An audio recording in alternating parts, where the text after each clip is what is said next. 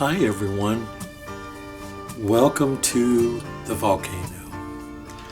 I have loved volcanoes my whole life, and I'm not sure what it is about them, the majesty, the lava, all that power, all that destruction can come from them, right? But you know what? They also provide a lot of beauty.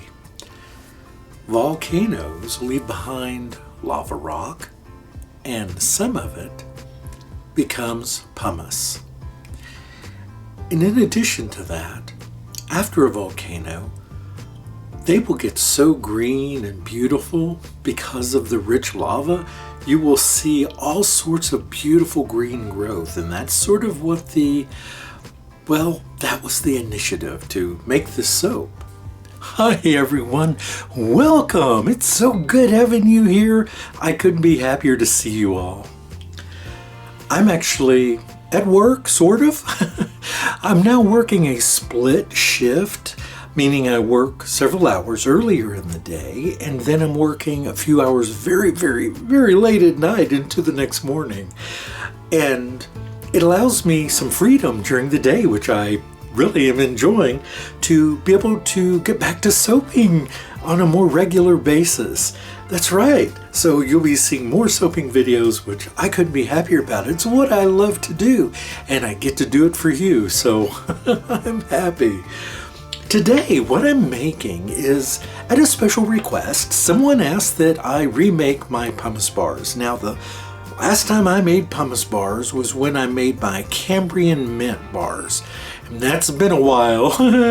It has. I've made some salt bars in between, and I've made my cedar bars. Those are a little rough for a lot of folks, and I do know that. For, guys that have some really tough areas, they're great for that. For the guys that have those really thick, calloused feet, or even ladies, anyone that has, those, I think they're really good for that.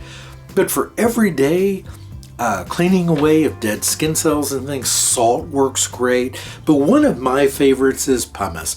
Pumice is finer than salt. And also, I find that I can distribute it more evenly throughout the soap when I just bring it to a medium trace and pour it.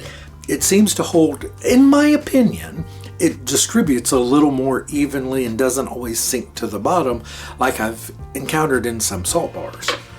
But if people know what they're doing, those salt bars come out just great no matter how they make them. I'm just about mostly in my own experience. Now, I'm making these pumice bars with some really wonderful butters and oils here. I have, of course, my avocado oil, I have olive oil, I have cocoa butter, I have a bit of shea butter, kokum butter, and a little coconut oil, of course, and castor oil. And one of my favorite blends, actually. And such a simple thing. And if you ever have made soaps and played with different ingredients, we all have our favorite recipes, don't we? And this is just one of mine. One of them. It's not the only one. It's like when someone asks me for my soap recipe, I'm like, well, that can vary. Do you know it can vary by the time of the year? I'm just slipping my gloves on. That's right, the time of the year can have an effect on it. Why would that have any effect on it? Well, I tend to, especially in the summer months, in the winter months, in the drier weather when we have furnaces on and skin is drying, I tend to superfat a bit more than I do in the summer months. In the summer months, we do lose a lot of moisture due to perspiration, things like that.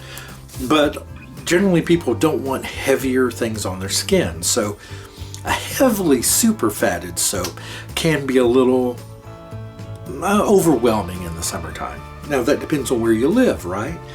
Anyway, I'm babbling. So I've got my goat milk ready here already. I didn't put you through having to watch me melt it and make it. Now, along with, of course, the pumice, I'm going to be coloring this with, it's my own herb mix, but I've also mixed in, that's the reason it's so dark green, I've mixed in some spirulina and some other sea algae. in it because for the green color, because they hold that color so well. And spirulina alone, not so much, but mixed with the herbs and other sea algae, I really find the green holds up a little better. And my essential oils here is primarily eucalyptus. It's about 75% eucalyptus.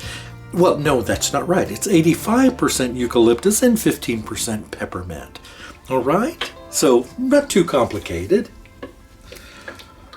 So I'm going to go ahead now and get my, oh, that's heavy.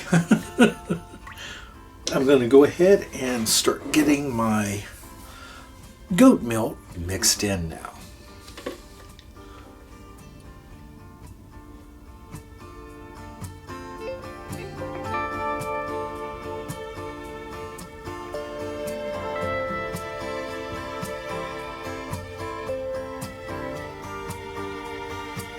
All right.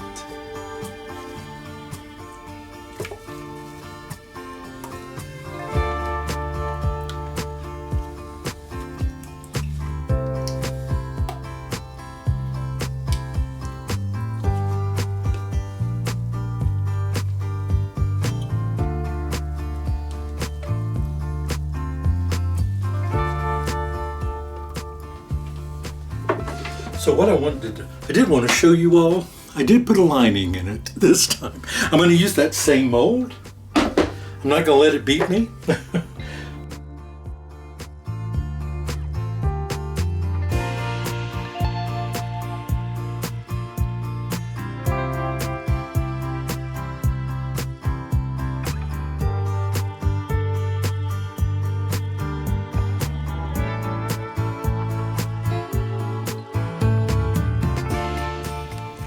There you go.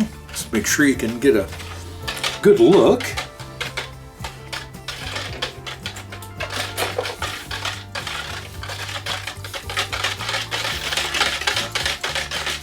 Oh, that smells so good. I love eucalyptus and peppermint. Don't you? It is so refreshing. And with something like this, too, something exfoliating, I think it just feels so good, that mintiness. And the eucalyptus, I think, and of course there are the, healing properties as well. We're removing all that dead skin.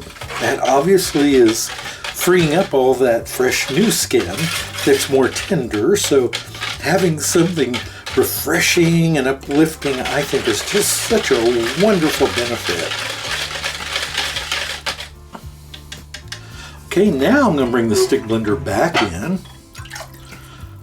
to bring it back up to proper trace before I pour it, because I want to make sure that that pumice doesn't settle.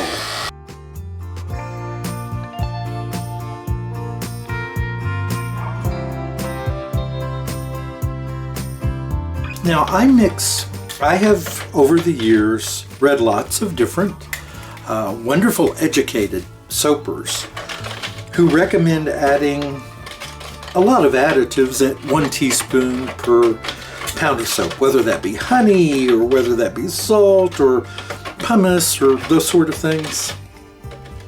There are no steadfast rules in regard to this.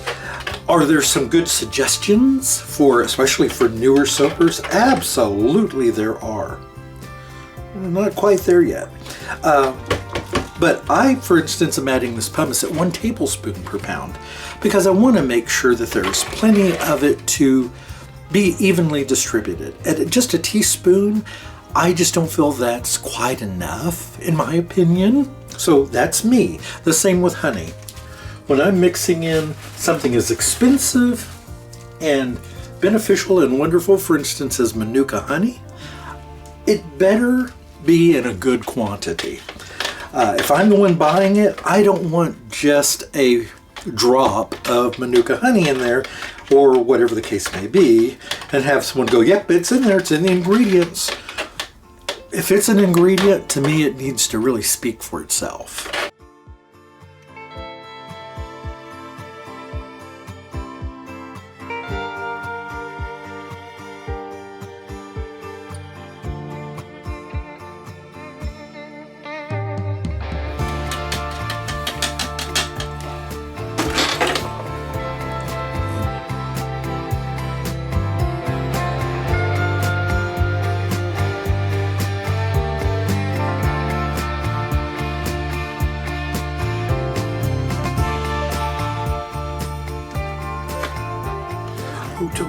Oh, don't do that. Don't fall.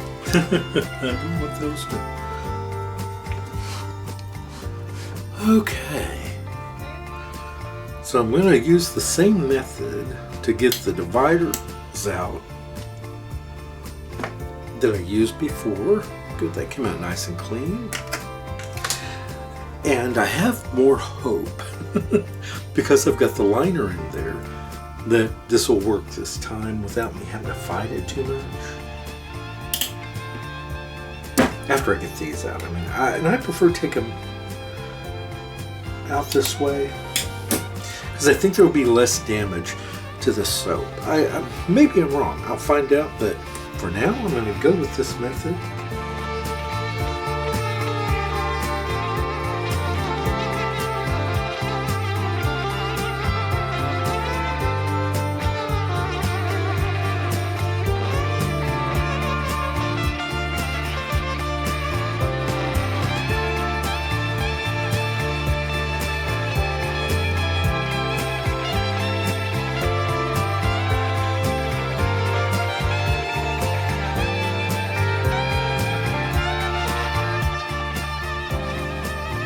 And overall, I would say they're pretty awesome.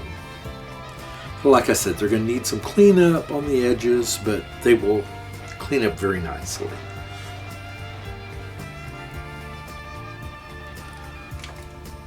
All right, so thank you all so much for joining me. I'm going to work at getting the rest of these out, and I'll see you back tomorrow.